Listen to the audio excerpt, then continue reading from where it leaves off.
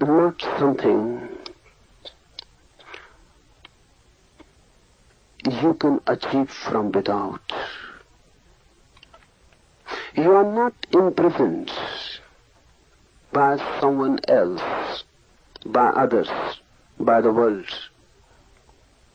You are imprisoned by your own desiring mind. Desiring is the slavery. The more we desire, the more we become slaves. But why? Why desire is a slavery? Because the moment one desires, one has become dependent. Now, if the desire is fulfilled, only then you can be happy. If the desire is frustrated, you will become a victim of suffering. And no desire is ever fulfilled. Desire as such leads into frustration. That's why the more one desires, the more suffering one creates around himself. Not only suffering, but dependence also. If I desire someone, something, now my attention, my being, everything depends on that. If I get, it is okay. If I cannot get, now I am always secondary. The primary thing has become the object of my desire. This primariness of the object of desire creates dependence. And we are all dependent. And there are so many masters, so many desires. We live in a flux of desires. Every desire creates dependence. This is what is meant by spiritual slavery. And Eastern mind particularly has been searching freedom through religion, not heaven, not happiness, not bliss, but freedom. The search of religion is for freedom. And the freedom means freedom from desire. If I am in a state of mind where no desire arises, where I can say, I am desireless, then slavery becomes impossible. Then for the first time I am in myself, rooted, centered in myself. I am not moving. Desire is movement. Then for the first time I am here and now, in the present, because desire is future. Then for the first time I become existential, because desire is postponement. You desire, and you can desire only if you desire for the future. Desire needs time. Desire needs a space to move. Someday the fulfillment will be, but it can never be here and now. So you cannot desire in the present. Really, future is created by desire. It is not part of time. Future is not time. Time is always the present. We go on dividing time into three categories: past, future, present. That division is false, existentially false. Future is desire and past is memory. Time is always present.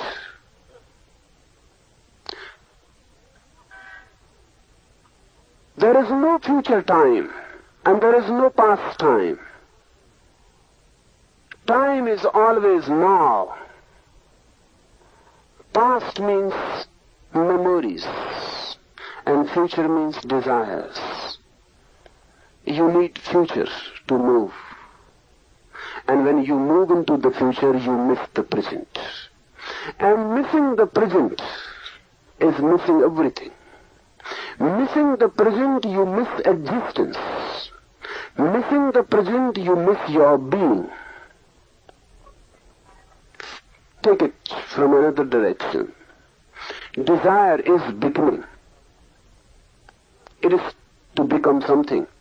A wants to become B. The poor man wants to become a rich man. The ugly face wants to become a beautiful face. The stupid mind wants to be intelligent. Desire is from A to B, from here to there. It is goal-oriented. Somewhere in the future, the fulfillment will be. But now, there can be only discontent. Now, there can be only frustration. Now, there can be only suffering. But you can deceive yourself. You can forget this suffering by moving into desire, by moving away from it. By moving into the future, you can forget the present. So desire is really a drug. Desire is alcoholic. Desire is like any intoxicant. It makes you to postpone. It helps you. It creates the situation in which you can forget the situation, that which is, and can concentrate somewhere into some heaven, into some fulfillment in the future life. Desire moves in the form of becoming, and your existence is in the form of being. You are. Desire means something that will be. That which is already here and now in me is my being, and that which I will be somewhere in the future is my becoming. There is a tension between being and becoming. And then anguish is created, anxiety. Basically, psychologically, anxiety is just the tension between being and becoming, between that which is and that which is desired. That which is desired is not, and that which is, you never desire it. You cannot desire it. It is here and now. You can move into it immediately. Desire creates becoming. Becoming becomes your slavery. You go on missing yourself. You go on missing your being. And that being is Sat Chit Anand.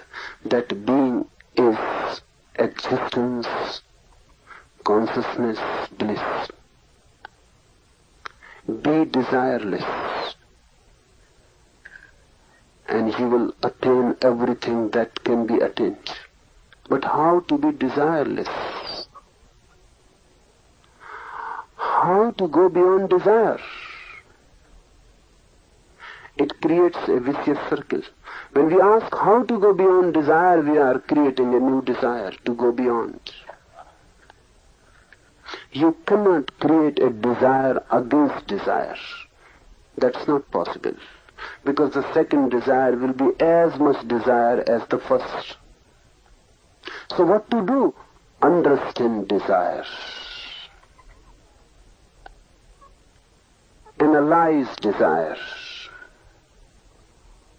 Penetrate desire and see how suffering is created, how slavery is created, how you create your own health out of your own desires. Dig deep into desiring. Don't ask how to go beyond. Rather ask how to go more in, within the desire, to know and to understand. If you can understand that your suffering is created by your desire, that very understanding will become your transcendence. Because no one asks for suffering, but everyone desires, and suffering comes through desire. No one wants to be dependent in slavery, but everyone desires, and slavery comes through desire.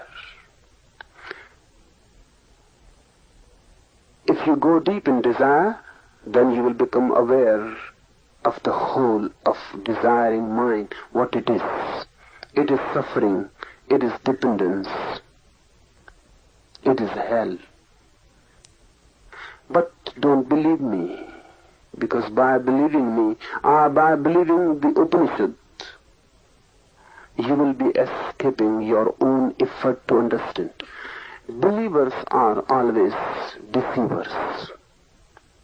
They go on deceiving themselves. They don't want to understand desire, so they say, if you say that desire is suffering, we will believe in it. But belief will not be of any help. You can believe in it, but you will go on desiring. Belief will not destroy your desiring. You will have to understand. And no one else can understand for you. It is like death. I cannot die for you. You will have to die to know it. Understanding is like love. I cannot love for you. You will have to love it. You will have to move yourself. Servants cannot do. Howsoever rich you are, you cannot engage servants for your love.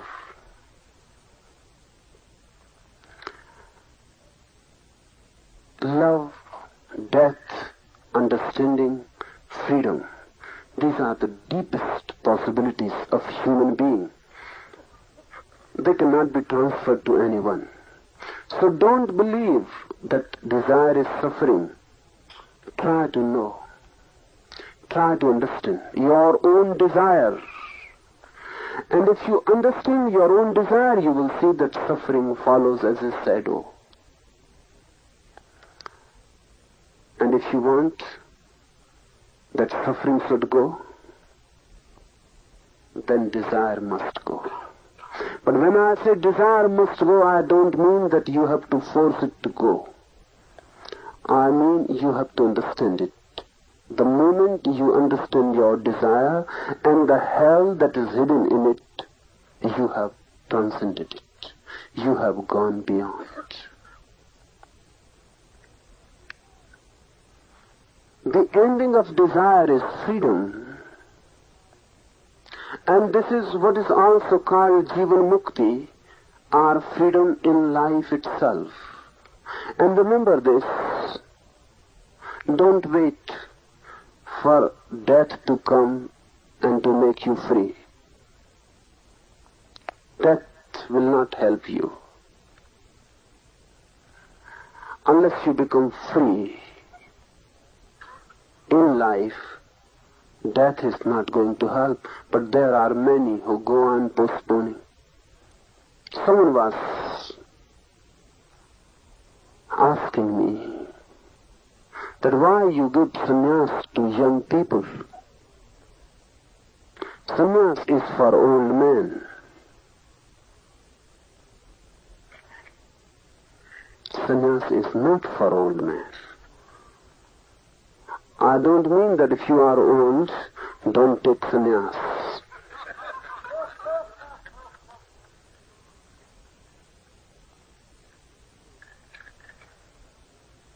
It is late, but never too late. Why we think that religion is not for young people? Because we think religion is something related with death, something with old age, when one becomes impotent, when one becomes powerless, when one cannot move in desire, then it is good to be desireless. Then it is good to renounce. When you cannot do anything, renounce the world. But remember well, when the world has renounced you, you cannot renounce it. That's a deception. While you are young, full of desire, that is the right moment to understand desire. Because when desire is young, when desire is powerful, you can understand it in a very clear perspective. When desire has become dull, muddled, muddied, dead, you cannot understand it. When desire is fresh, understand it. This is the moment. And a fresh desire understood releases much energy, and that energy becomes freedom. When desire is already dead, you are not freed from it. Desire is alive. That is the right moment, because desire is filled with energy. If you understand it and desire disappears, the energy will remain there. Desire will disappear, but the energy will be left behind. That energy can become a medium to go beyond. Without energy, no inner movement is possible. Desire is wasting your energy in downward movement. When desire disappears through understanding, energy remains, and energy goes on accumulating. You become a reservoir. And when you are a reservoir of energy, you can move now inwards. It would be better to say, you need not move really, the energy itself begins to move. Because energy is movement, energy needs movement. If it is not moving downward, it will move upwards. Energy will move. Energy cannot be static. Energy means dynamism. Energy is dynamic. Energy needs movement. If there is no desire, then energy cannot move downward. Desire is the downward movement. Then energy cannot move outward. Desire is the outward movement for something which is there in the future, for something which is out, for something which you don't have. So energy moves outwards.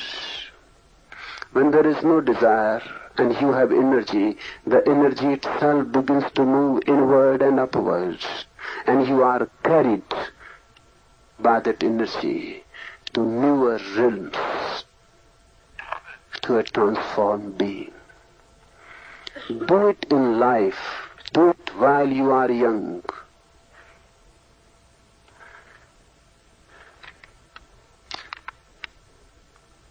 Do not be slothful and wavering in your faith in the Supreme, because this is death, so say the knowers of the divine.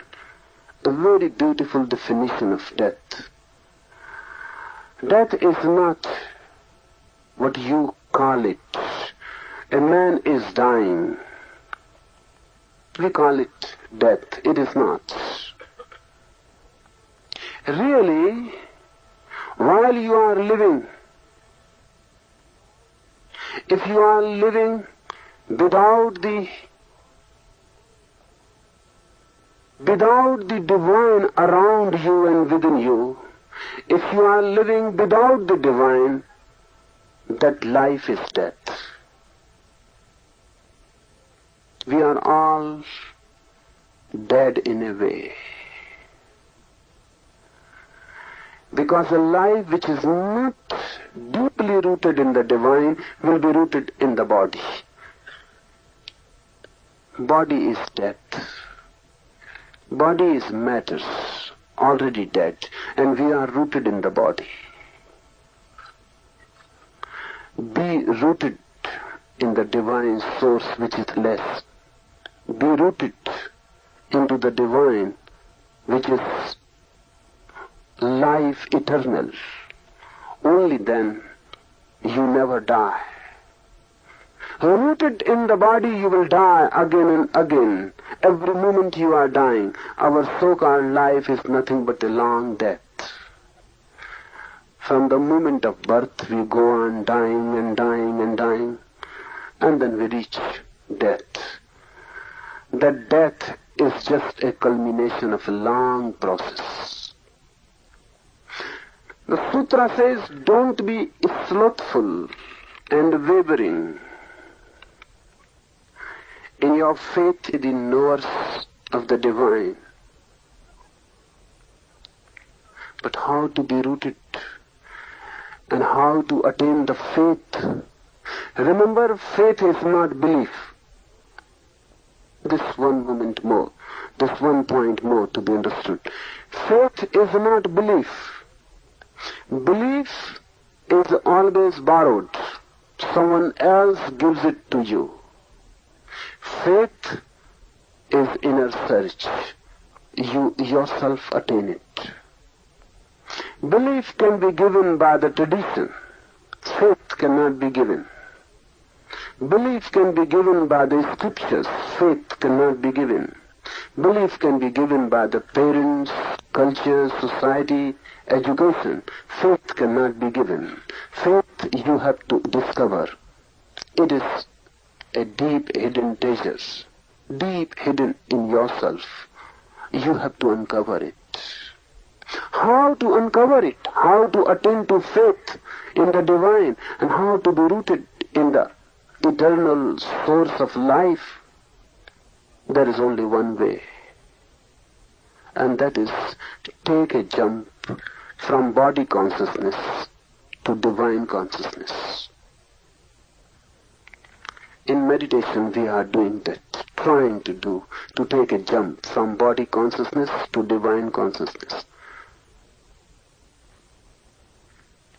Just now we will be doing a deep meditation. Remain for a few moments more sitting. This is a jump from the body.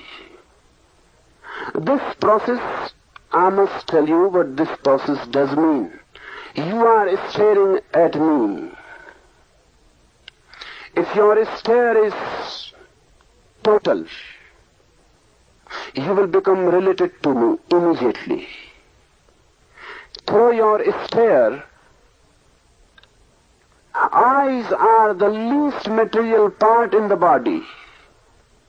And the energy that moves through the eyes is your consciousness, your attention. For 30 minutes, if you are staring at me, your energy is moving towards me through the eyes. If the energy moves in a total, in a whole process, not fragmentary, not partial, you will forget your body completely. And then you will be jumping constantly. That jumping is to help your energy to jump inside. That jumping is not just a body exercise. Body is jumping, and you are staring at me. Your jumping body, your jumping exercise will help the energy to jump inside. Sparks will come through your eyes towards me. While you are jumping, you are constantly using the sound who who, that too is a hammering inside. When you say who, your energy moves upwards. When you say who, the sound goes deep to the sex center and hammers it. And the sex energy hammered begins to move upward. And you are jumping. And you are staring at me. This whole pattern helps you towards a jump from the body to the divine consciousness. Now, get